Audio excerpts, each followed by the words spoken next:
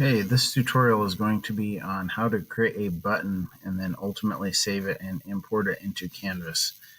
So this is thebuttonfactory.com. This is the website where you can create and download custom buttons.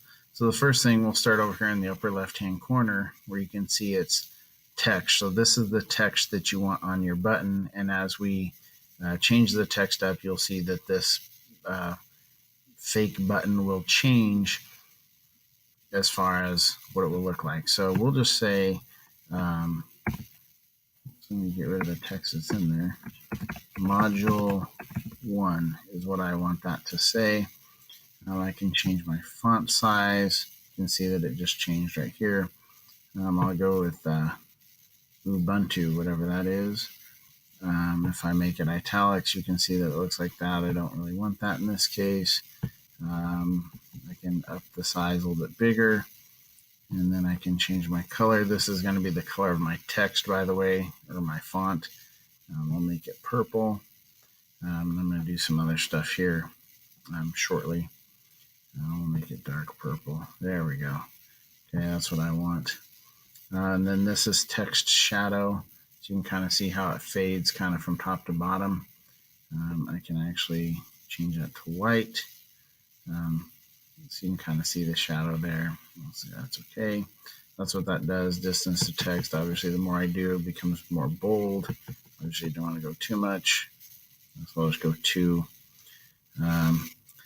Fits to text. This is the padding. This is basically how far away the text is from the border.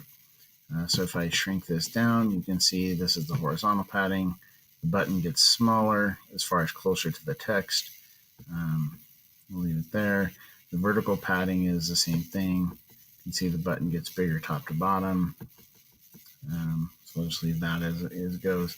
This is the different styles that they have. So this is a rounded rectangle, which means these little corners are rounded. Fully curved means it basically looks like more of like a pill, I guess you could say.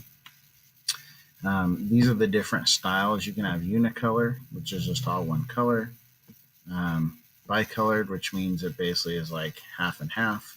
You can choose a top and a bottom. You can just swap those. Okay, just literally flip the color.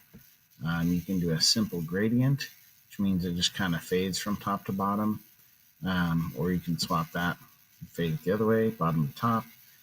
Or there's one called a pyramid gradient, which means it kind of fades from one color to a different color here in the middle and then fades back out. So as if you were looking at it from the top down, the black would be the center, and then the top and bottom would be the bluish color in this case. And we can flip those. And you can obviously make these colors different. Go with light blue for that color. Let's say okay. And then for the center color, I'll make it maybe a little bit darker blue. Actually, maybe I'll just go yellow. Hey, there we go. We'll go with that one. Why not? Okay, so that's what that does. You can also add a border if you want, and you can choose a color for that if you really want to be creative. You'll say, okay, this is how thick your border is. Okay, and then obviously you can put a shadow on the border as well. We'll just leave that black so you can see. You can make that a little bit. So now the looks like it's a shadow underneath orientation. We can change that to where the shadow is. We'll just leave it south for now. Okay, so let's say that I'm done. I'm happy with what I've created here. And now I ultimately want to save this particular button and embed it into my Canvas account. Okay, the easiest way to do it is to download it. Okay, it's now going to appear in my downloads. So if I click here, it's going to open it up. It's going to ask where, and actually I don't really even need to do that. So I'll just go over here. Yeah, let's get rid of that. So if you look right there, button module 1, and this is in my downloads. Okay, so what I'm going to do is I'm going to come over here to my Canvas course. Save this course. I'm in the middle of it right now. And I'm going to go to Files. Okay, I'm going to upload this particular file. I am going to go to my downloads. Okay, and then I'm going to put this into my Canvas course. And I'm downloading it just into my file so I can access it later. It's right here. It's probably going to take just a little bit to load. You can see that the preview isn't there yet. So if I were to go and try to put this into my course right now, it probably wouldn't work. So you usually have to give it a few seconds just to make sure that it actually appears there. And then you can actually enter it into your course.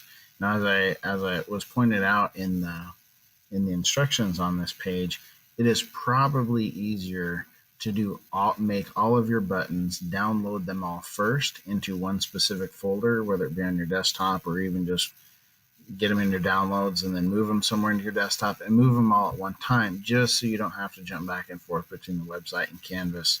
Download, insert. So it's probably just easier to do it that way. And then once they're all in Canvas, then you can insert the buttons as you wish.